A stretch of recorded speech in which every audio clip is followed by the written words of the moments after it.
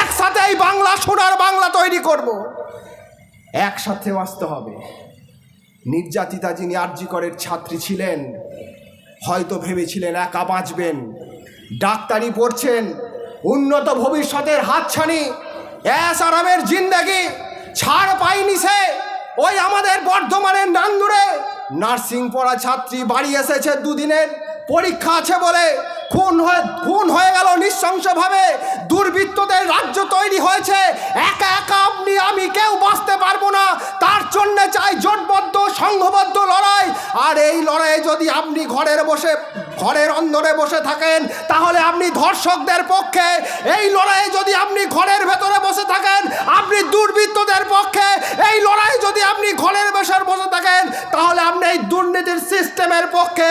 আর যারা রাস্তায় আছেন, বাংলার মহিলাকে, বাংলার মহিলাদেরকে আমরা স্যালুট জানাতে চাই আমাদের সংগঠনের পক্ষ থেকে। যারা এই 9 তারিখের পর থেকে 14 তারিখ থেকে শুরু করে প্রতিদিন বাংলার মাটিতে নতুন ইতিহাস তৈরি করছেন।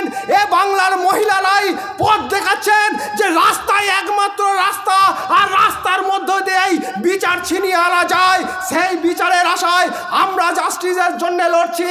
এই বাংলাকে পরিবর্তন করতে, এই সমাজকে পরিবর্তনের লড়াই আমরা ডিওএফআই এর কর্মীরা